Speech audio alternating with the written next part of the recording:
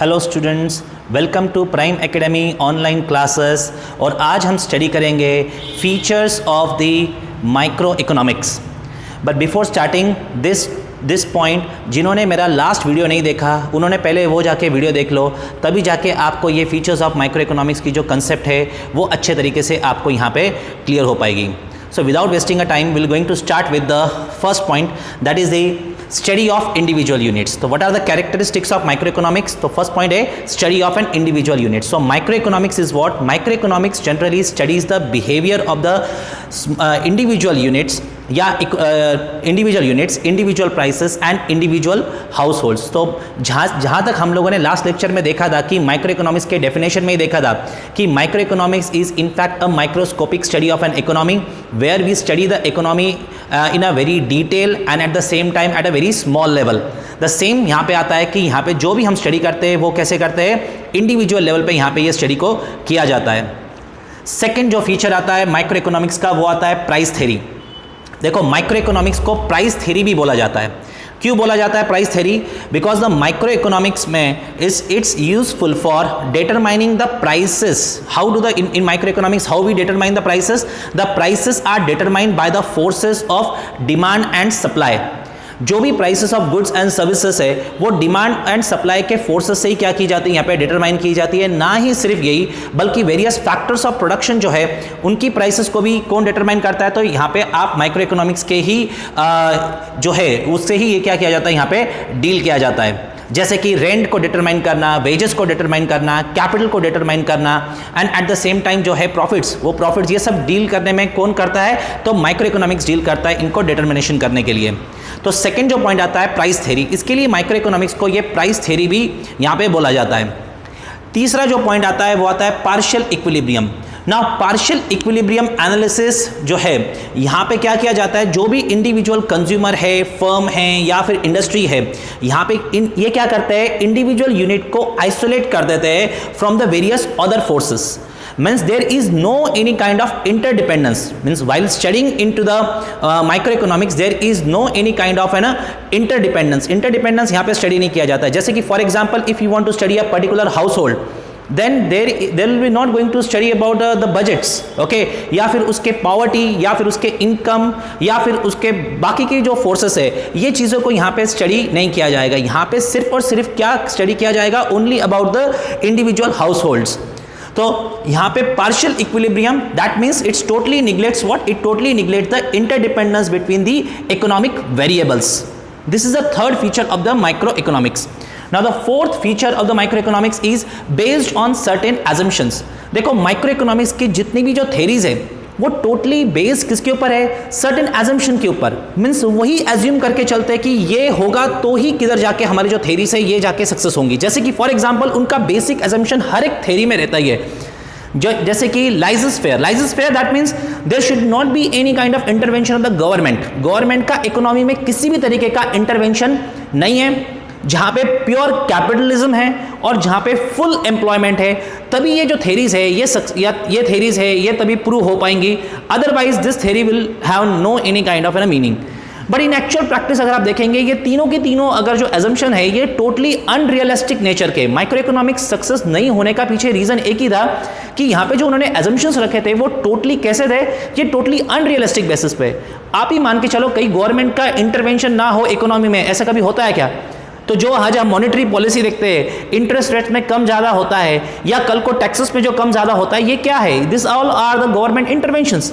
But in that's why the micro economics was one of the failure. बट यहाँ पे उन्होंने इनकी जो कैरेक्टरिस्टिक्स में क्या आता है कि यहाँ पे जो भी रहेगा वो सारे के सारे एजम्पशंस जो है ये एजम्पशन होंगे, तभी उनकी थेरीज उसके ऊपर डिपेंड करती है।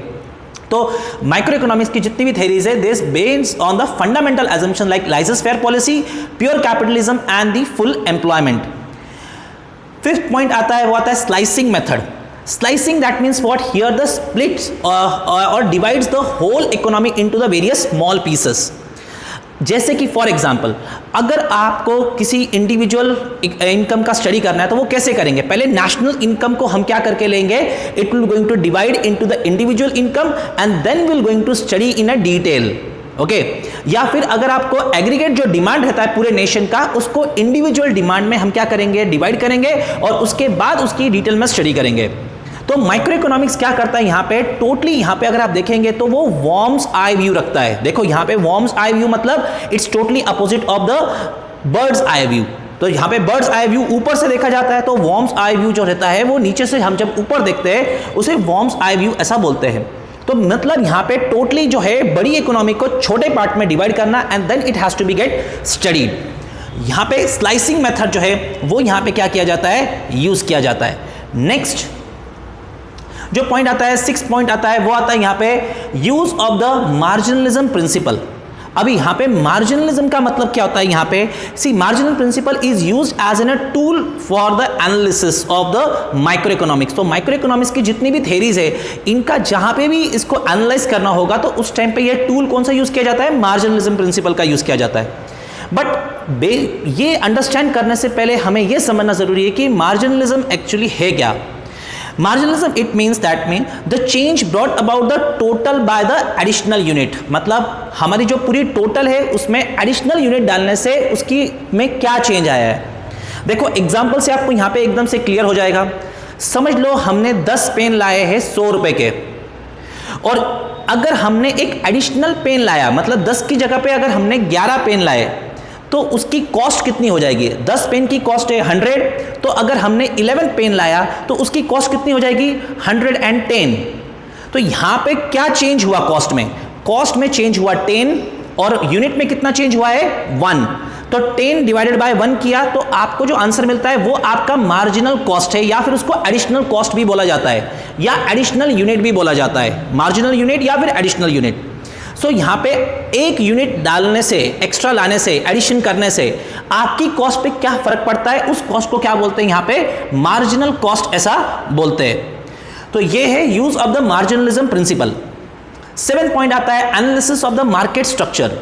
देखो माइक्रो इकोनॉमिक्स में आप आगे चल के बहुत सारे different kinds of market study करने वाले हैं, और इन सारी मार्केट्स का जो एनालिसिस रहता है उसमें एवरेज कर्व रहेगा या लॉन्ग टर्म एवरेज कर्व रहेगा, शॉर्ट टर्म एवरेज कर्व रहेगा, टोटल रेवेन्यू रहेगा, टोटल कॉस्ट रहेगा। ये सब आपको स्टडी कहां पे करने को मिलेगा, यहां पे माइक्रो इकोनॉमिक्स में।